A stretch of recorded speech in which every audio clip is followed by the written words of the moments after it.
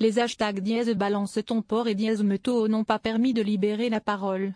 Les comportements sexistes perdurent dans ce secteur très masculin. Des dessins de phallus sur les tableaux des salles de réunion, des listes de diffusion interne de porno, des blagues quotidiennes sur le viol, voire des attouchements sur des employés par des personnes haut placées. Le Monde a recueilli plus d'une trentaine de témoignages de femmes, victimes ou témoins de comportements sexistes. Seule une infime minorité d'entre elles ont accepté de témoigner à visage découvert.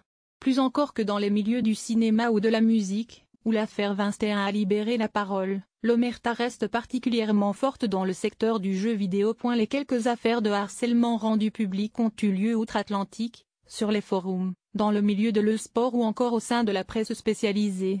Mais pas au sein de l'industrie elle-même, qui a su étouffer les rares voix ouvertement accusatrices. À l'image du studio américain Naughty Dog, qui, le 15 octobre, a publié une déclaration laconique pour nier les allégations d'un ancien employé, David Ballard, qui accusait l'un de ses deux anciens supérieurs de harcèlement, sans annoncer d'enquête interne.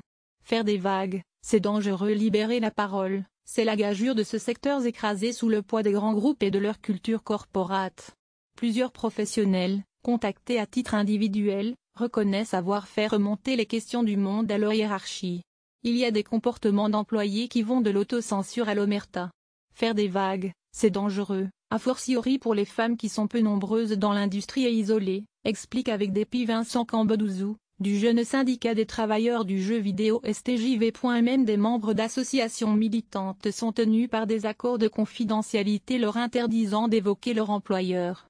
C'est propre à cette industrie, cette omerta, ces accords de confidentialité, ces devoirs de réserve. On ne sait plus ce que l'on a le droit de dire, soupire Saïda Mirzoeva, du rassemblement inclusif du jeu vidéo RIJV. D'autant que, très loin de ceux des industries stars, les salaires dans ce milieu sont bas, notamment en France, et les postes, rares, comme le rappelle Pia Jacquemart, scénariste dans le studio francilien Cyanide dans le cinéma. Les femmes qui ont témoigné ont une situation privilégiée où elles n'ont plus rien à perdre. Or le jeu vidéo est un milieu ultra précaire. Déjà qu'il y a peu de filles, mais en plus il n'y a pas de matelas financier. Sexisme ambiant dans les studios Zen France. Selon le SNJV, l'industrie emploie environ 5000 personnes, dont 85% d'hommes, une proportion qui grimpe dans les métiers liés à la programmation. L'atmosphère y oscille entre la culture geek bon enfant et un humour de vestiaire lourdeau, proche de celui qui est observé par exemple dans les murs de l'école d'informatique 42. À en croire les témoignages rapportés au Monde, nombre de femmes, notamment dans les studios de création, font face à une culture sexiste, voire misogyne. Toutes les entreprises ne sont pas concernées.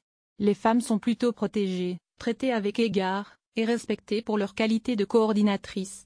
En 20 ans, je n'ai connu qu'un seul goujat, mais j'ai peut-être eu de la chance, nuance ainsi Carole Faure, ancienne responsable studio, soucieuse de ne pas décourager les nouvelles entrantes. Pour d'autres, le constat est accablant.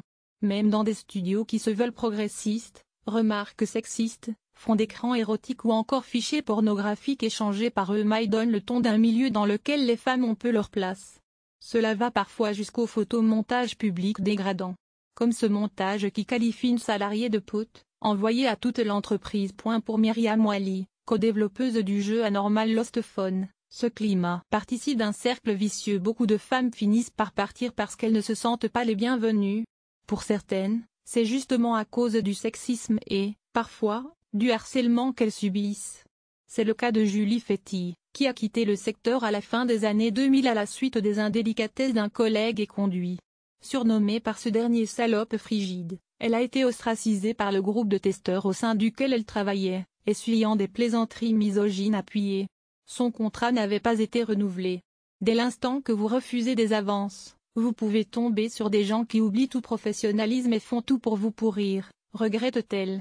Joint par Le Monde, son employeur dit ne pas avoir été mis au courant. Blague sur le viol. À défaut de libérer la parole des victimes, les témoignages sur balance ton porc et #metoo ont au moins sensibilisé une partie des professionnels masculins au PR.